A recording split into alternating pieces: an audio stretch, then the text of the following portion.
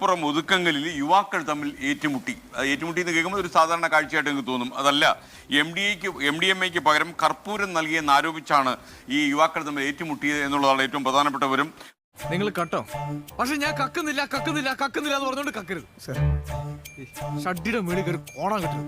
തടഞ്ഞു നിർത്തി എന്താണ് സംഭവം അന്വേഷിച്ചപ്പോൾ അവർ MDMA എന്ന് പറഞ്ഞ് കർപ്പൂരം കൊടുത്തു എന്നുള്ളതാണ് അവർ പറഞ്ഞത്.